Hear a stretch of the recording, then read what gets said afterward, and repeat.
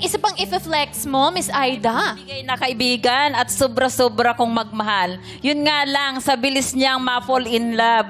Kaya may pinatato siya sa dibdib. Isa doon ay ang pangalan ng ex-foreigner, BF na hindi naman niya talaga naging BF dahil na-scam lang siya.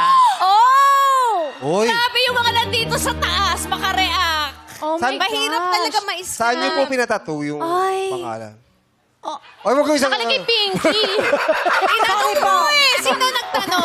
Opo. Sorry. Opo. Sorry po. Opo. May mga... Wala naman. Safe naman yung Safe. oras na niya. Hindi umabot sa ano. Oh, Sorry da- po, sorry. Dahan-dahan po kasi may mga kumakain din po ano yun.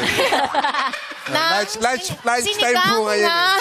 Sorry po, nabigla lang ako. Hindi, pero okay lang. Nakita naman po namin. May nakalagay talaga. Oo. Ano nakalagay na pangalan? Ano pangalan? Peter Wolf. Yun po Peter ang pangalan. Wolf. Opo. Peter Wolf. Paki-explain po sa amin, paano kayo na-scam?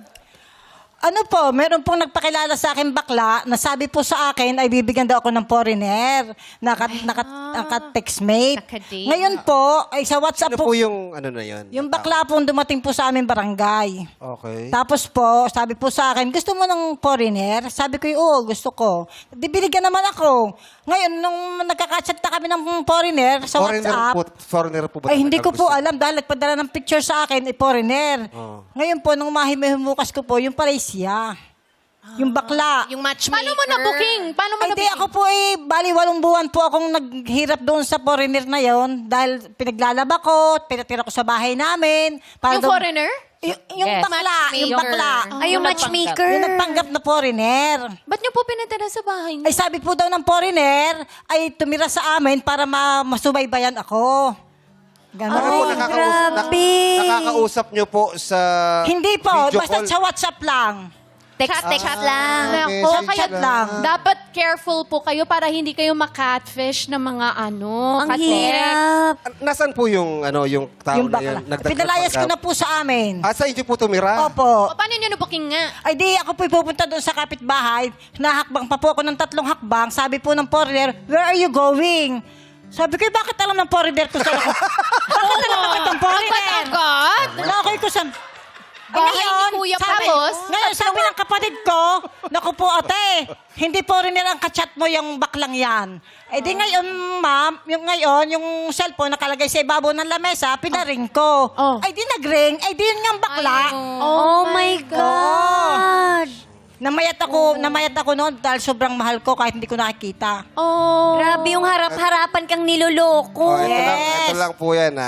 Napakaraming scammer po ngayon. Yes. Especially ngayong meron tayong mga cellphone, may mga gadgets na tayo. Ang dali na nating ma-reach sa mga scammers. So mag-iingat po at wala pong kasarian kung sino man ang magiging scammer. Yes. Lahat ng kasarian pwedeng maging scammer. Scammer. Kaya Maging mag-iingat. vigilant. Doble ingat Oo. po tayo, okay? Doble ingat po tayo. Paano po nangyari na pinatattoo nyo pa po yung ano? Kung hindi Sabi po sa WhatsApp, kung mahal mo ako, patatak mo ang pangalan ko. Ay, Di, pinatatak ko po, mahal ko eh. Di, Peter Wolf.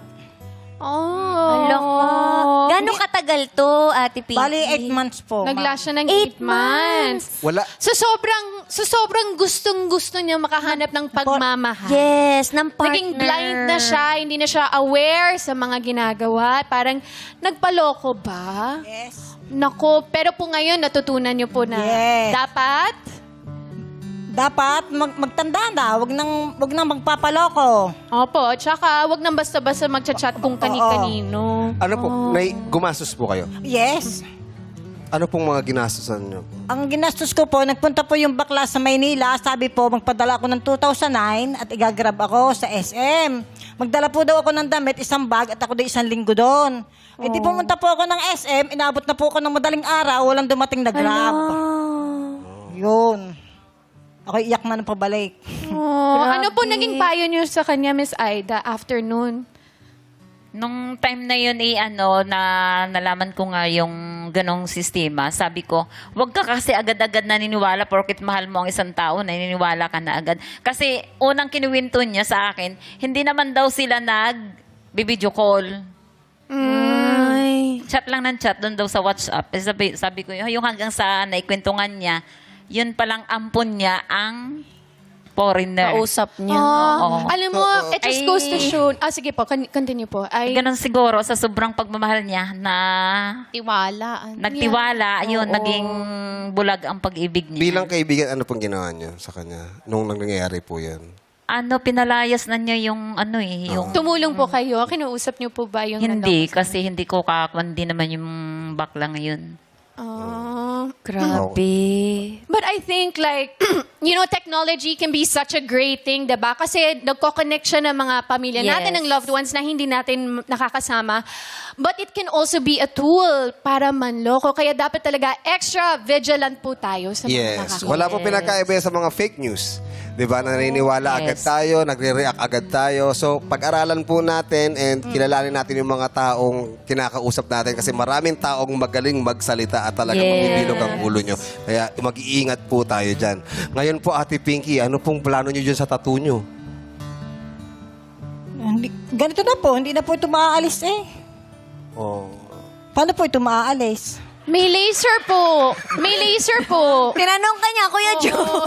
Meron naman talaga. May, Yung iba, cover up. Mga tattoo artist na kayang gumawa niyan. May mga... Pwede Papalitan. ipatakip, pwede ipatakip or pwede nyo pong i-laser. Pabago nyo po. Lalagyan ng design. Masakit? Ba't nyo po pinatato? Eh, nagtiis. Minahal eh. Mahal nyo kasi. Mahal niya. Tsaka ang hirap nun, no? Sa text mo lang o sa message mo lang nakakausap tapos minahal nyo agad yung tao. Kaya dapat talaga kikilalanan nyo po muna. Ano po? Oh. Nagtanda na ako. Kaya pala pumuti na po yung buhok nyo. Hindi, joke lang. Blonde. Maganda, Blondie na. maganda. Okay.